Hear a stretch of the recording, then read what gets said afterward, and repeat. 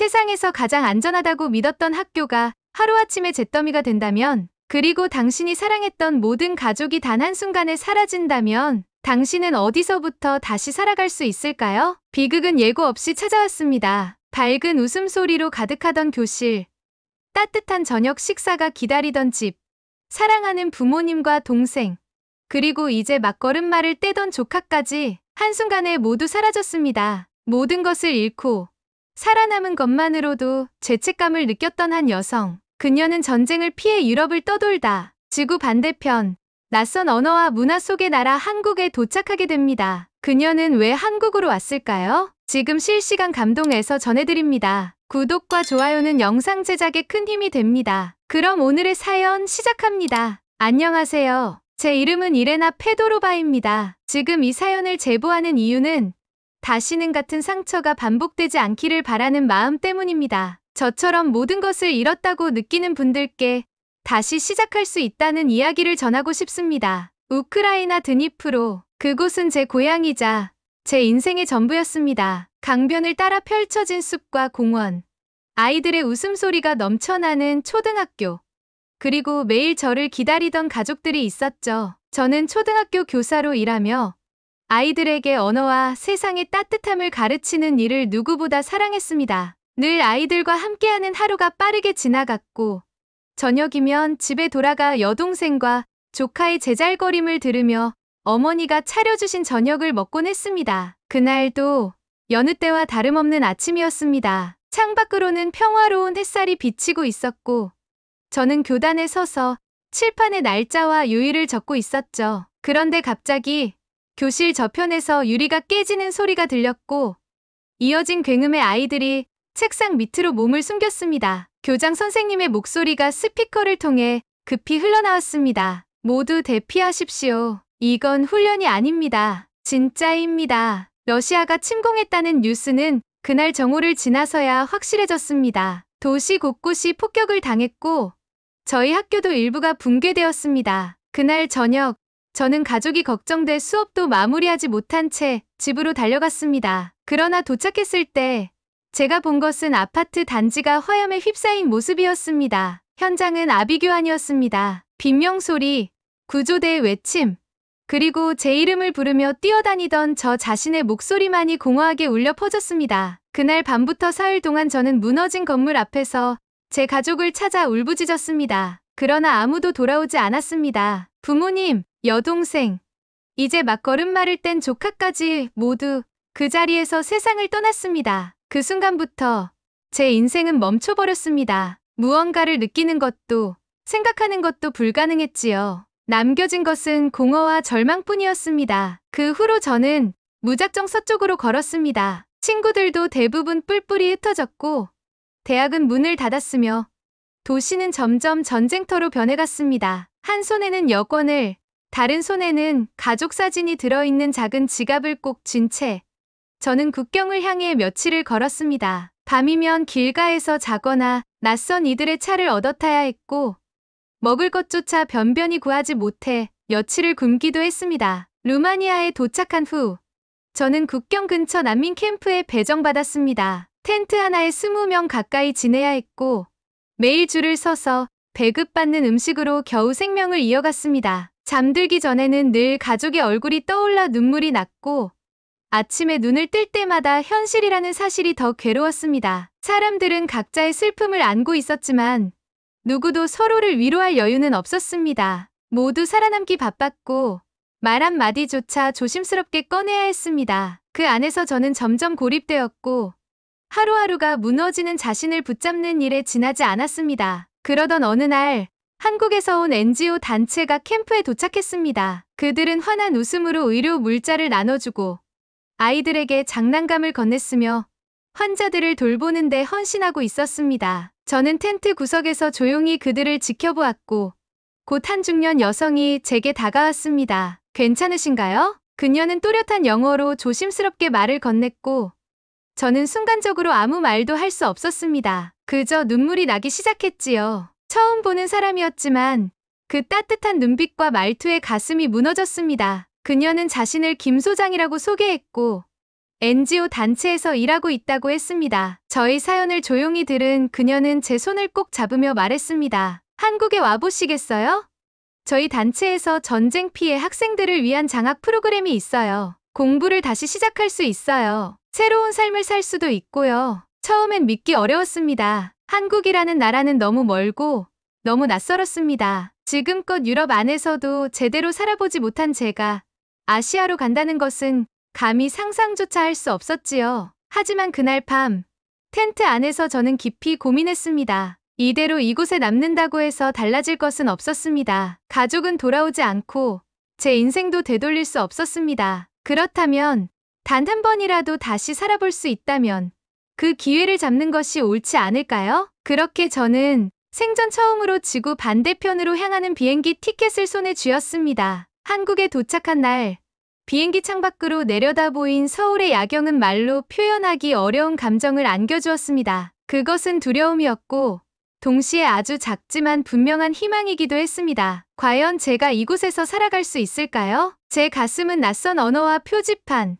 그리고 수많은 불빛들 속에서 쿵쿵 뛰고 있었습니다. 김 소장님의 안내로 도착한 곳은 서울의 한 고시원이었습니다. 창문 하나 없이 좁은 방, 벽 하나를 사이에 두고 옆방의 말소리까지 들려오는 곳이었지만 저에게는 오랜만에 생긴 나만의 공간이었습니다. 그러나 고요한 밤이 찾아오자마자 다시 가족들의 얼굴이 떠올랐고 저는 베개를 껴안고 울음을 삼켜야 했습니다. 안녕하세요. 저는 이레나입니다. 낯선 언어, 서툰 발음, 하루에도 수십 번씩 입으로 반복했지만 혀는 쉽게 말을 따라주지 않았습니다. 처음 시작한 건 한국어 학원이었습니다. 김 소장님의 도움으로 등록한 수업은 외국인 학생들로 가득했고 대부분이 중국, 베트남, 몽골 등 아시아 국가에서 온 사람들이었지요. 그들은 이미 어느 정도 한국어를 익힌 상태였고 저는 수업 내용을 따라가는 것조차 벅찼습니다. 선생님은 친절하셨지만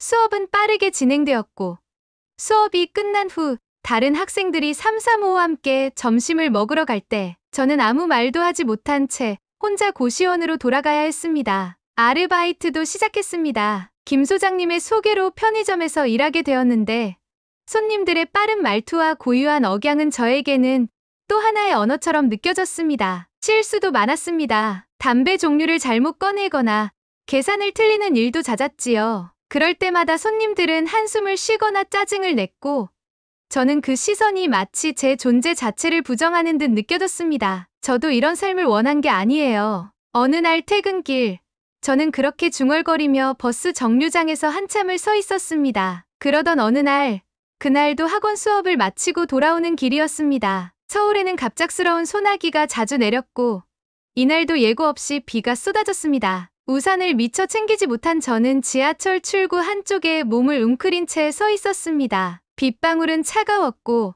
뺨을 타고 흐르는 물방울이 눈물인지 빗물인지 구분할 수 없었습니다. 그때였습니다. 우산 쓰세요. 갑작스레 들려온 목소리에 고개를 들었고 저보다 조금 어린 듯한 청년이 검은 우산을 제 쪽으로 기울이며 서 있었습니다. 괜찮아요. 저는 서툰 한국어로 대답했지만 그 청년은 조심스럽고 단단한 목소리로 말했습니다. 이대로 비 맞고 있으면 감기 걸립니다. 제 우산 쓰세요. 저는 망설였지만 결국 우산을 받아들였습니다. 그는 자신의 이름을 이현우라고 소개했습니다. 서울의 한 대학교에서 사회복지학을 전공하고 있다고 했습니다. 우크라이나에서 오셨다고요?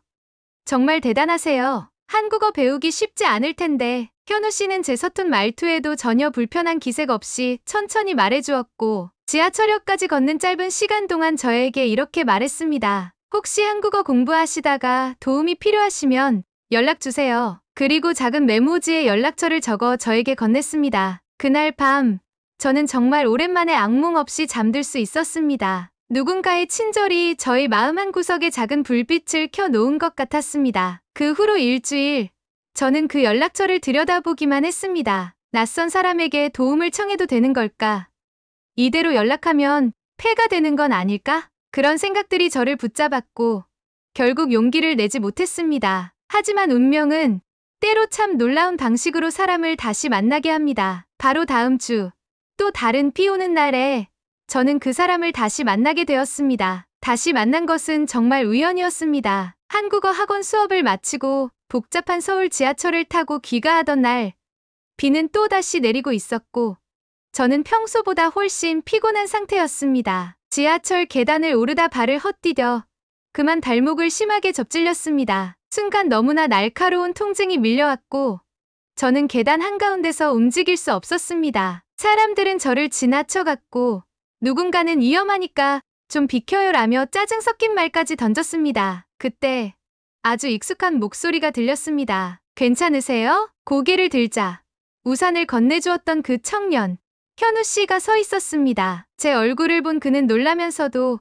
걱정 가득한 얼굴로 다가왔고, 곧바로 제 팔을 부축해 근처 벤치까지 데려다 주었습니다. 현우 씨는 주머니에서 파스를 꺼내며 말했습니다. 우연이네요. 오늘 아침에 운동하다가 다칠까봐 챙겨온 건데 쓰일 때가 있네요. 그의 조심스러운 배려에 저도 모르게 안도의 눈물이 흘렀습니다. 연락 못 드려서 죄송해요. 저는 조심스럽게 말했습니다. 현우 씨는 웃으며 고개를 저었습니다. 괜찮아요. 어색할 수도 있었겠죠. 그런데 이렇게 다시 만나게 됐으니 운명인가 봐요. 그날 저녁, 현우 씨는 제 고시원까지 함께 와주었습니다. 작고 낡은 고시원 앞에서 그는 조심스럽게 물었습니다. 이번 주말에 시간 괜찮으세요? 혹시 한국어 공부 도와드릴 수 있을 것 같아서요. 이번에는 저도 망설이지 않았습니다. 네, 저 배우고 싶어요. 더 잘 말하고 싶어요. 그리고 토요일 오후, 현우 씨가 다니는 대학 도서관에서 다시 만났습니다. 그는 인내심 있게 발음을 교정해 주었고, 제가 어려워하는 문법도 쉽게 예를 들어 설명해 주었습니다. 그 수업은 마치 오랜만에 누군가가 저를 진심으로 믿어주는 느낌이 들었습니다. 공부가 끝나고 나서 저는 물었습니다. 왜 이렇게 도와주시나요? 현우 씨는 한참을 고민하다가 조심스럽게 대답했습니다. 제 할아버지께서 한국 전쟁 때 외국에서 도움을 받으셨대요. 그래서 항상 말씀하셨어요. 누군가 힘들어할 때 손을 내밀 수 있는 사람이 되어야 한다고. 그 말이 늘 마음에 남아 있었어요. 그의 말을 들으며 제 가슴속 깊은 곳에서 무언가 울컥 올라왔습니다. 그날 이후 우리는 자연스럽게 매주 만나게 되었습니다. 한국어 공부를 함께 하기도 하고 서울의 아름다운 곳들을 산책하기도 했지요. 남산의 봄꽃, 홍대 거리의 불빛들, 그리고 한강변의 저녁 노을, 그 모든 순간이 저에게는 기적처럼 느껴졌습니다. 가을이 깊어지던 어느 날, 저는 처음으로 현우 씨에게 제 이야기를 모두 털어놓았습니다. 전쟁의 날, 가족을 잃은 슬픔, 텅 빈 방에서 혼자 울던 밤들, 말을 하며 울고 또 울었습니다. 그런데 현우 씨는 묵묵히 제 이야기를 들어주었고 말하지 않아도 모든 것을 이해해 주었습니다. 가끔은 왜 제가 살아남았는지 모르겠어요. 모든 걸 잃은 제가 이런 기회를 가져도 되는 걸까요? 제가 떨리는 목소리로 말했을 때 그는 조심스럽게 제 손을 잡았습니다. 살아남았다는 건 앞으로 할 일이 있다는 뜻 아닐까요? 당신의 가족도 지금의 당신을 보고 싶어 했을 거예요. 다시 웃고 사랑하고 살아가는 모습을요. 그날 밤 저는 처음으로 현우 씨에게 마음을 표현하고 싶었습니다. 이번 주말에 우크라이나 전통 요리를 해드릴게요. 작지만 감사의 표시예요. 그는 기쁘게 고개를 끄덕였고 자신의 집 주방을 사용하자고 제안해 주었습니다. 토요일 아침 저는 재료를 사들고 그의 집을 향했습니다. 보르시 수프를 끓이며 어머니와 부엌에서 웃던 기억이 떠올랐습니다. 가슴이 시리도록 아팠지만 이번에는 그 기억이 따뜻하기도 했습니다. 요리가 완성될 무렵 갑자기 초인종이 울렸습니다. 현우 씨의 부모님이 예고 없이 찾아온 것이었지요. 저는 당황했고 몸이 굳었습니다. 그런데 그의 어머니는 저를 바라보며 이렇게 말했습니다. 정말 아름다우시네요. 아들이 요즘 어떤 분과 가까워졌다고 하길래 궁금했어요. 현우 씨는 조심스럽게 저를 소개했고 저희 상황도 간단히 말씀드렸습니다. 그 이야기를 들은 그의 어머니는 제 손을 따뜻하게 잡아주었습니다. 얼마나 힘드셨을까? 우리 집에 언제든 놀러 오세요. 가족처럼 대해줄게요. 그 말 한마디에 저는 참았던 눈물을 왈칵 쏟고 말았습니다. 오랜만에, 정말 오랜만에 가족이라는 단어가 따뜻하게 느껴졌습니다. 서울에 첫눈이 내리던 날, 저는 그동안의 시간을 되돌아보며 가만히 창밖을 바라보고 있었습니다. 작은 고시원 방에서 시작한 제 한국 생활은 이제는 따뜻한 거실과 환한 부엌이 있는 아파트로 바뀌었습니다. 주말이면 현우 씨와 함께 시장을 돌고 저녁이면 서로의 나라 음식을 만들어 함께 나누는 것이 일상이 되었지요. 김 소장님의 도움으로 저는 한 대학교에서 언어학 특별과정을 듣게 되었고, 편의점에서 시작했던 아르바이트도 이제는 NGO에서의 정식 상담 활동으로 이어졌습니다. 이제 저는 한국에 도착한 또 다른 우크라이나 난민들을 맞이하고 그들이 적응할 수 있도록 돕는 일을 하고 있습니다. 제 사무실 벽에는 우크라이나 국기와 한국 국기가 나란히 걸려 있습니다. 그것은 제 두 번째 인생의 상징이기도 합니다. 하나는 제가 태어난 고향, 다른 하나는 제가 다시 태어난 고향이지요. 현우 씨와 저는 정식으로 약혼을 했습니다. 약혼식은 조촐하지만 따뜻했습니다. 김 소장님, NGO 동료들, 현우 씨의 부모님, 대학 교수님들까지 모두 축복해 주셨습니다. 그날 저는 생애 처음으로 한복을 입었습니다. 연한 분홍색 저고리와 보라색 치마는 제 금발과 푸른 눈과 묘하게 어울렸고, 거울을 보며 저는 속삭였습니다. 정말 여기까지 왔구나. 현우 씨의 어머니는 저를 보며 눈물을 글썽였습니다. 정말 아름다워요. 이제 우리 가족이에요. 더 이상 외롭지 않게 해줄게요. 그 말에 저는 끝내 눈물을 참지 못했습니다. 전쟁 이후로 처음으로 누군가에게 사랑해요, 어머니라고 말할 수 있었던 순간이었습니다. 이제 저의 하루는 아주 다릅니다. 매주 인천공항에 도착하는 새로운 난민들을 맞이하고 그들에게 한국어를 가르치고 숙소와 일자리를 연결해주는 일이 저희 사명이 되었습니다. 그들은 대부분 저처럼 두려움에 가득 찬 눈빛을 하고 있었고, 저는 그들에게 말합니다. 괜찮아요. 저도 처음에는 무서웠어요. 하지만 이곳은 따뜻한 나라예요. 그리고 여러분은 혼자가 아니에요. 그 말을 들은 한 소녀가 저를 끌어안으며 울었습니다. 저는 그녀의 등을 천천히 쓰다듬으며 속으로 되뇌었습니다. 이게 내가 살아남은 이유였구나. 현우 씨는 여전히 제 곁에 있습니다. 그는 말없이 제 손을 잡아주고 가끔은 새벽에 저를 위해 따뜻한 차를 끓여주며 말합니다. 당신은 내가 만난 사람 중 가장 강한 사람이에요. 그러니 이 세상에서 가장 행복해져야 해요. 제가 그 말을 들으며 웃을 수 있게 된 것도 바로 이 땅에서 새롭게 태어났기 때문일 것입니다. 언젠가 우크라이나의 평화가 찾아온다면 현우 씨와 함께 돌아가 보고 싶습니다. 가족들이 잠든 들판을, 그리고 불타버린 고향의 자리에 새로 피어난 꽃들을 볼 수 있다면 그곳에서 조용히 말하고 싶습니다. 여러분이 지켜보는 이곳에서 저는 다시 살아가고 있어요. 그리고 잘 살고 있어요. 이레나 페도로바. 이제는 더 이상 전쟁의 피해자가 아닌 누군가의 희망이 되어 살아가는 이름으로 서울의 파란 하늘 아래서 저희 두 번째 삶은 그렇게 계속되고 있습니다. 오늘의 사연 어떻게 들으셨나요? 전쟁이라는 참혹한 현실 속에서도 이방의 땅, 한국에서 다시 삶을 시작한 이레나 씨의 이야기, 그녀가 만난 따뜻한 사람들, 그리고 새로운 가족이 되어준 우리의 대한민국, 정말 자랑스럽지 않나요? 이레나 씨처럼 한국에서 희망을 되찾은 사람들이 전 세계 곳곳에서 한국을 두 번째 고향이라 부르고 있습니다. 더 많은 사람들에게 전해질 수 있도록 구독과 좋아요 부탁드립니다. 여러분의 따뜻한 관심과 응원이 누군가에게 또 다른 희망이 될 수 있습니다. 오늘도 시청해주셔서 감사합니다.